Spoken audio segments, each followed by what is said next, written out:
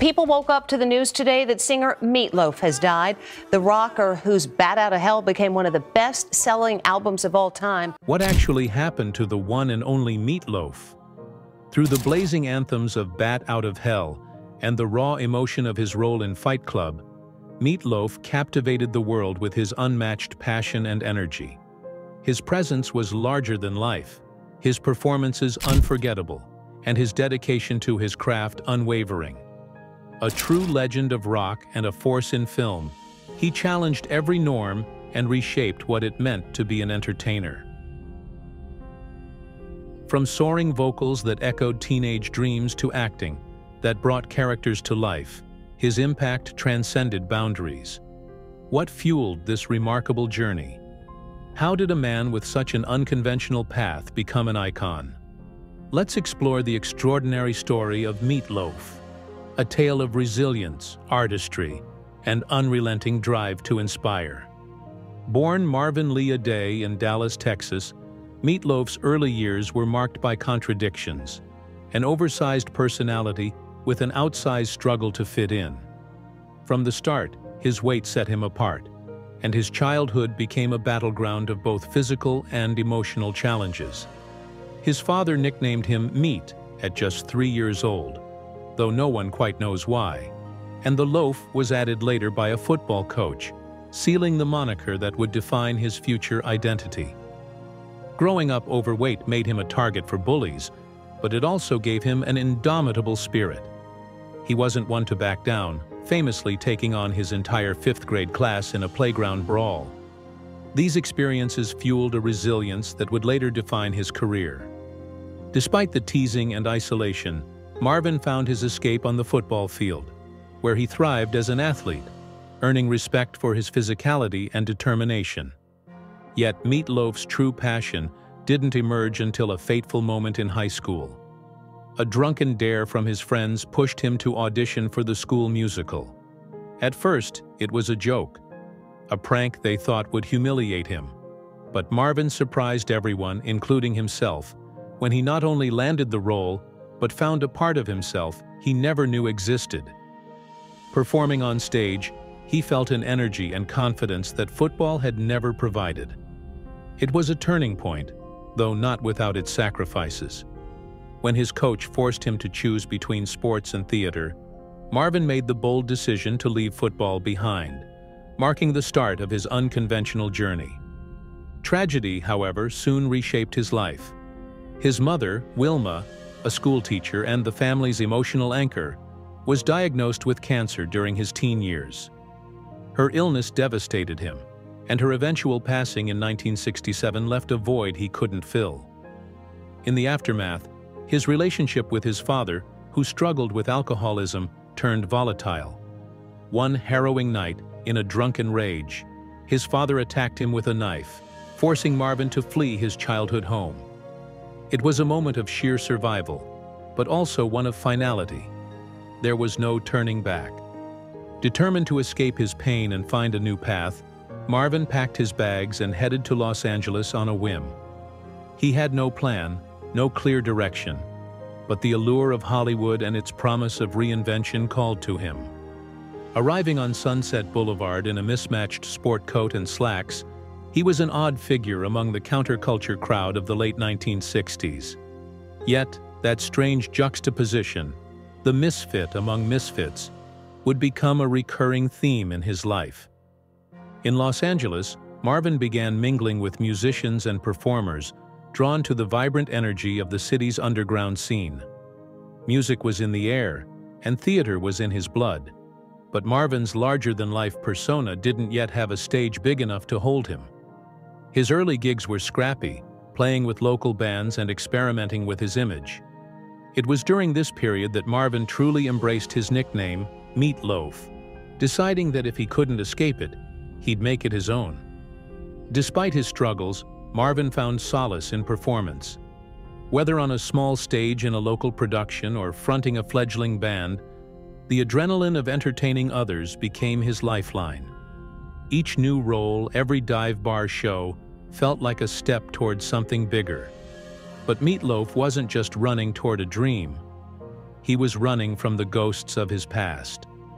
The weight of his mother's death, the trauma of his father's violence, and the isolation he'd felt growing up fueled his drive to prove himself. He wasn't just performing for an audience, he was performing for survival.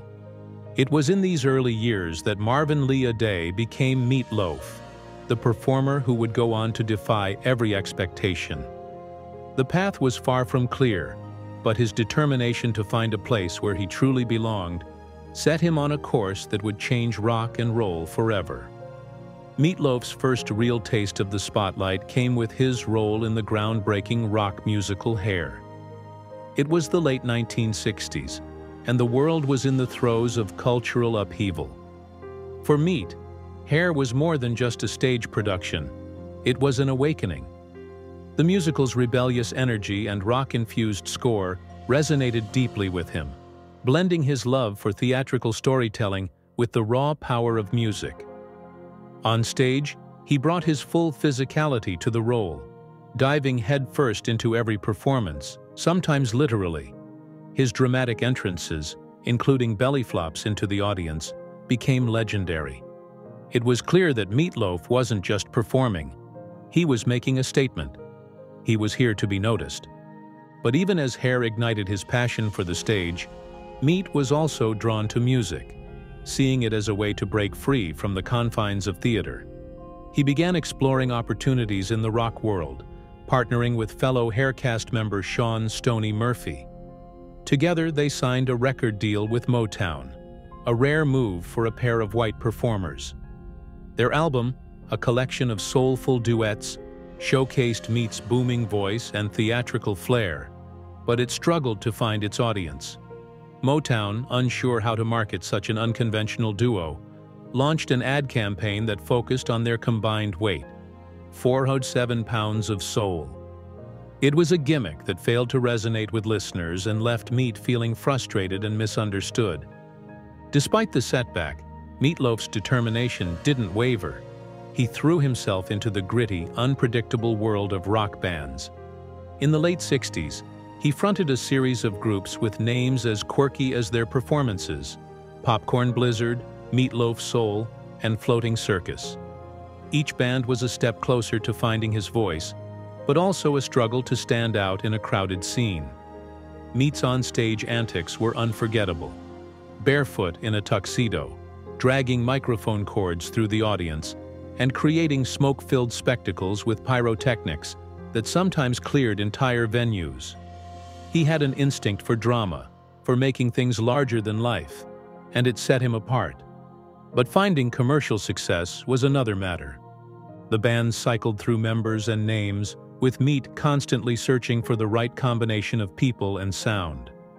Guitarists came and went, and as he joked, guitar players are just weird. Still, he refused to give up. Instinct was driving him forward, and as he later said, "I'm big. I want this to be big." His voice, a powerhouse blend of soul, rock, and operatic intensity, was too unique to ignore forever. Yet, breaking into the industry wasn't easy.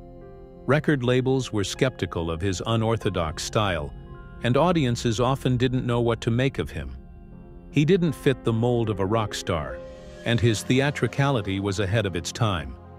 But even when he faced hostile crowds or disinterested executives, Meat Loaf performed like he had something to prove.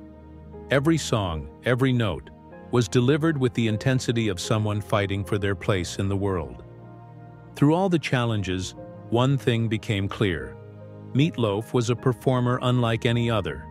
Whether on a stage surrounded by the psychedelic haze of Hair, or in a dive bar fronting a rock band, he gave everything he had, holding nothing back.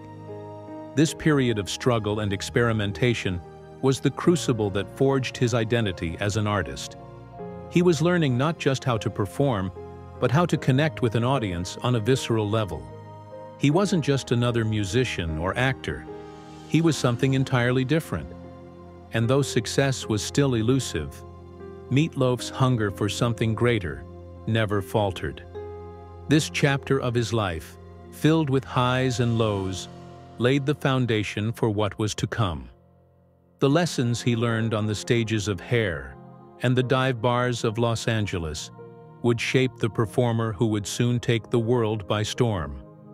The setbacks, the rejections, and the endless grind were all part of the journey, preparing him for the breakthrough that would finally align his larger-than-life talent with a stage big enough to hold him. Meat Loaf was on the brink of something extraordinary, and instinct told him that his time was coming.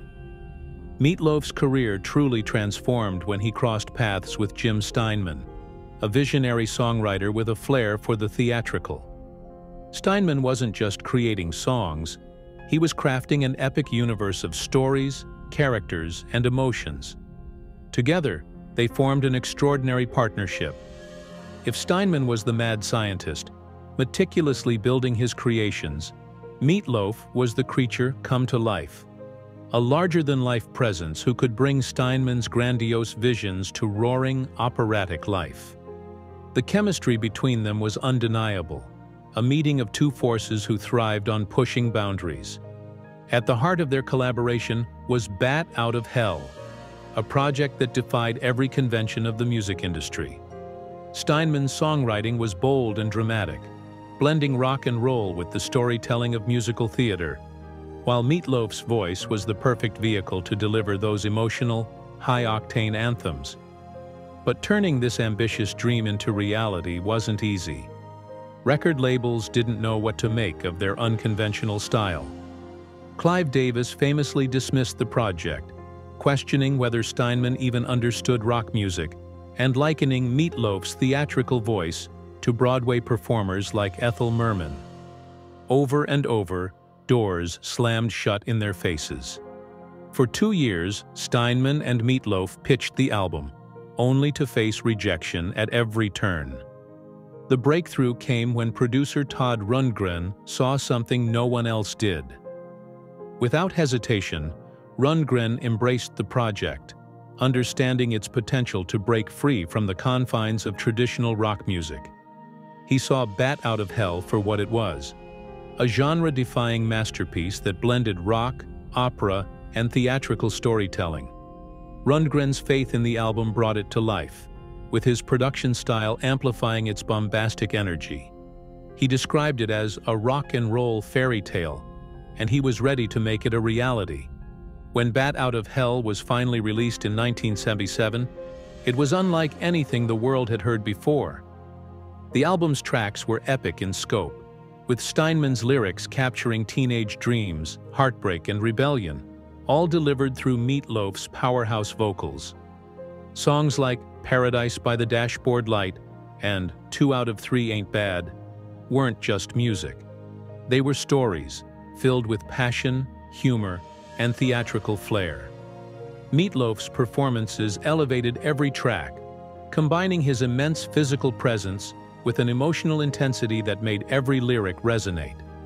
His voice soared, carrying the listener through Steinman's intricate compositions, creating an experience that felt more like a Broadway production than a typical rock album. Critics, however, didn't know what to make of it. Many dismissed Bat Out of Hell as overblown and overly theatrical, failing to grasp its unique charm. But the audience told a different story. Fans connected deeply with the album's raw emotion and cinematic style, embracing its larger-than-life vision. Word of mouth spread like wildfire, and the album began to gain momentum. It wasn't just music, it was a movement, a soundtrack for anyone who had ever dreamed of something bigger. By the numbers, Bat Out of Hell became a phenomenon. It sold over 30 million copies worldwide, securing its place among the best-selling albums of all time. It was a triumph not just for Meat Loaf and Steinman, but for anyone who dared to challenge the status quo. The theatrical rock opera that no one believed in had become a cultural touchstone, proof that passion and persistence could overcome any obstacle. As the album climbed the charts, Meat Loaf's live performances became the stuff of legend. On stage, he poured every ounce of himself into the music, delivering electrifying shows that left audiences breathless. His physicality, his voice, and his sheer presence made every concert an unforgettable spectacle. But the grueling tour schedule began to take its toll. Performing night after night, often giving more than his body could handle, Meat Loaf faced mounting health issues. He pushed through the pain, refusing to let anything stand in the way of his art, but the strain was evident. For Meat, the stage was both his greatest passion and his greatest challenge. Bat Out of Hell wasn't just an album. It was a defining moment in music history. It proved that there was a place for the bold, the dramatic, and the unconventional. For Meat Loaf and Jim Steinman, it marked the start of an incredible journey, one that would leave an indelible mark on the world of rock and roll. After the meteoric success of Bat Out of Hell, Meat Loaf faced an unexpected and devastating obstacle: the loss of his voice. It wasn't a gradual decline, but an abrupt and total inability to sing.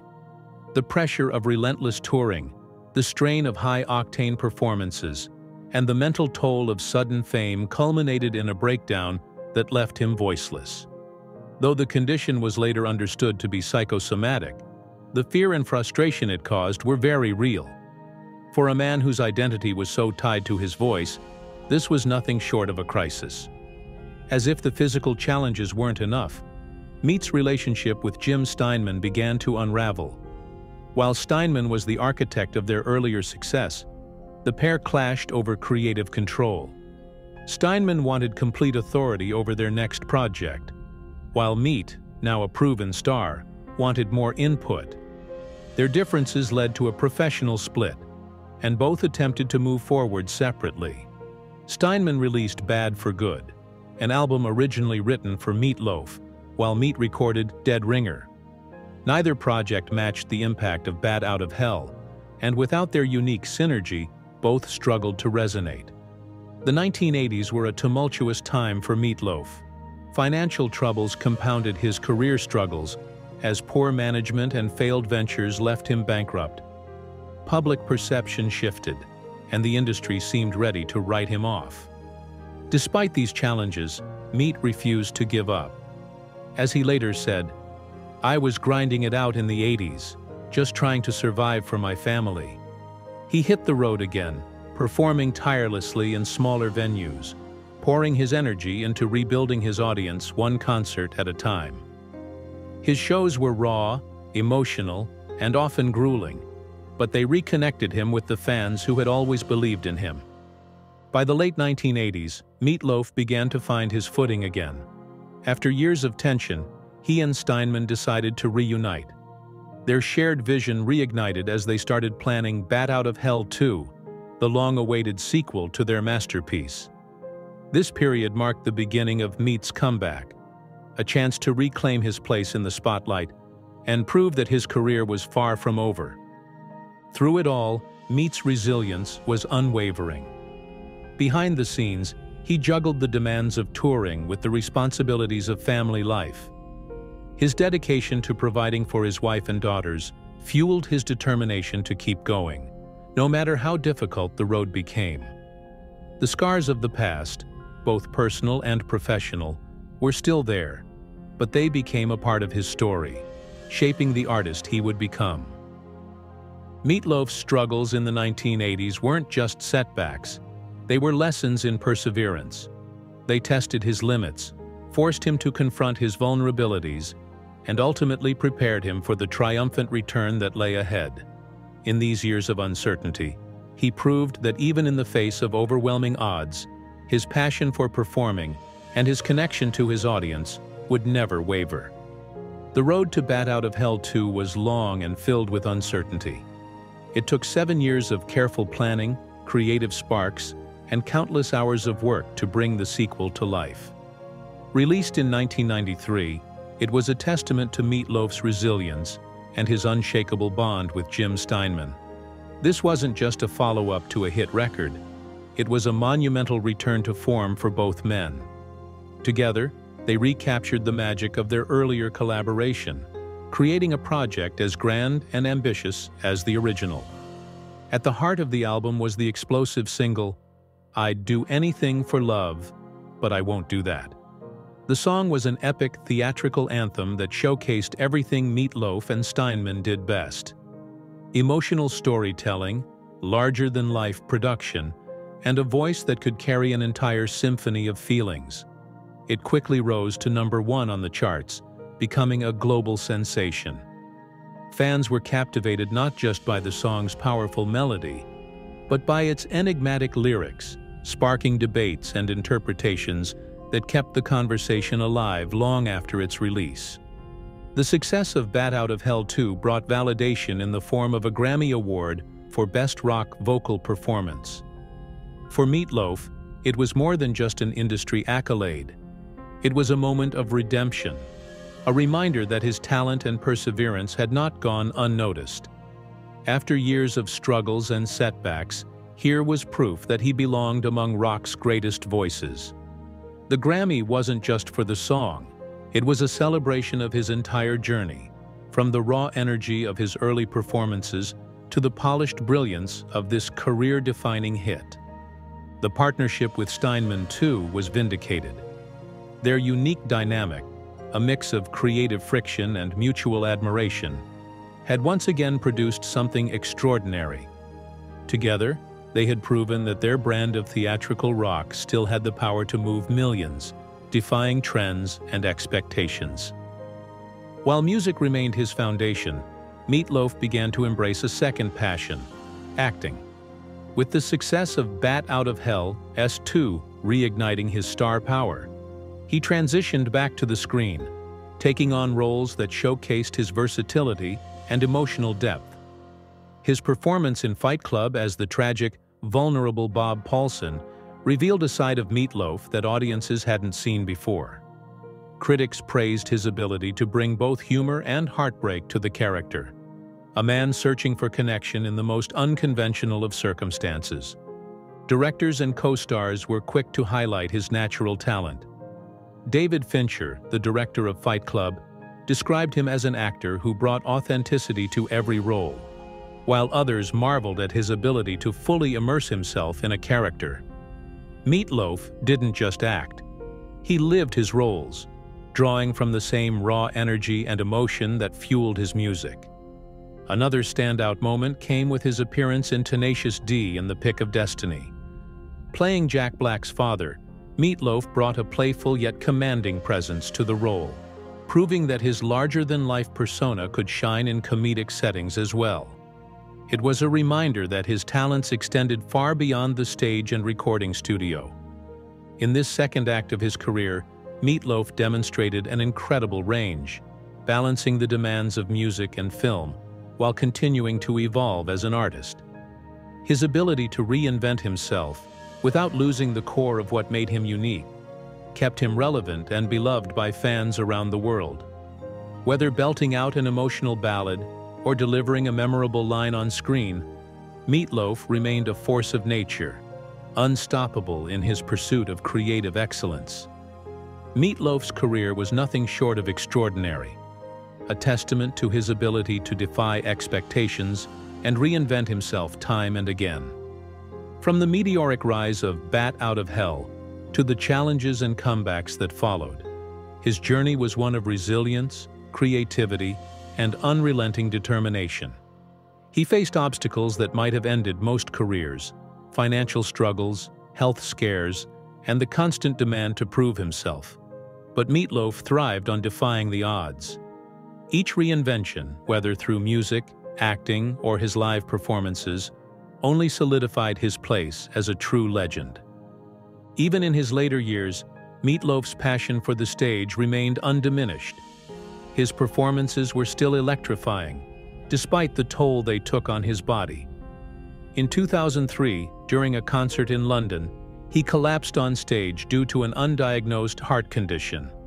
The incident was frightening, but it was a reflection of the intensity with which he performed, giving everything to his audience, no matter the cost. Following surgery to address Wolff-Parkinson-White syndrome, he returned to the stage with the same fiery commitment, proving that nothing could keep him from doing what he loved.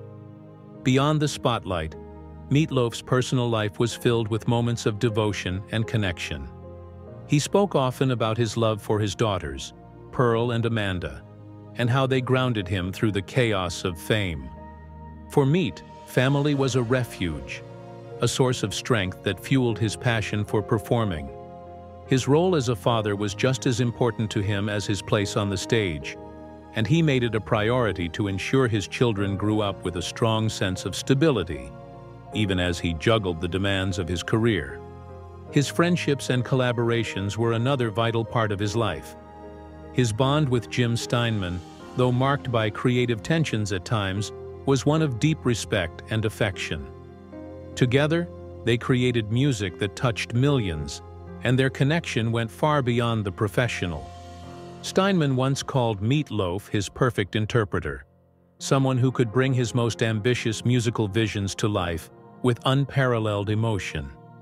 Even in the years when they worked separately, their relationship remained a cornerstone of Meat Loaf's career.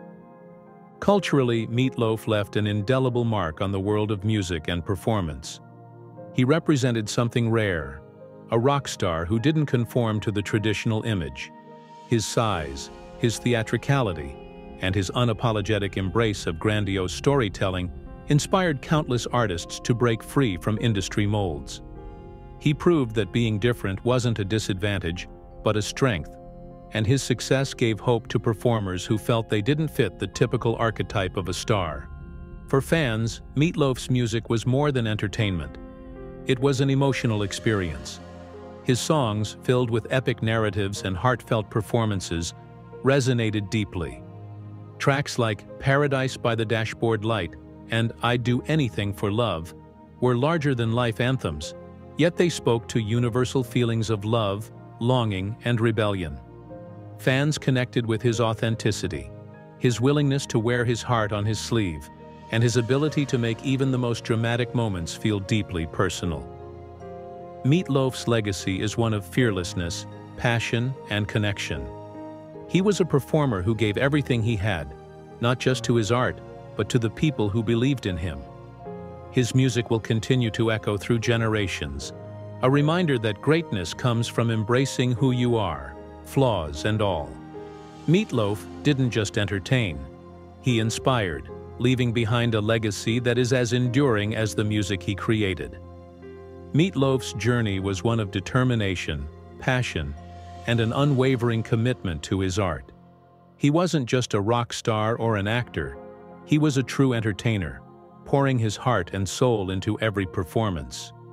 Whether on stage belting out an anthem or delivering a heartfelt line on screen, he gave everything he had, connecting with audiences on a level that few artists ever achieve. His story is one of defying expectations, breaking barriers, and proving that greatness comes not from fitting in, but from standing out. As we reflect on his incredible life and career, we are reminded of the moments that defined him: the soaring vocals, the unforgettable stage presence, and the raw emotion he brought to every role. Meat Loaf left us with a legacy that continues to inspire. His music and performances remind us to embrace who we are, to take risks, and to live with unrelenting passion. To celebrate that legacy, we invite fans to revisit the songs and films that made him a cultural icon. From the explosive power of Bat Out of Hell to the vulnerable depth of his acting roles, Meat Loaf's work continues to resonate, offering something timeless for each generation. In his own words, "I sing, I act, I entertain. I know where my power is." That power, a combination of vulnerability, strength, and authenticity, lives on, echoing through every note he sang and every character he portrayed. It's a force that transcends time, ensuring that Meat Loaf's story will inspire and move audiences for years to come.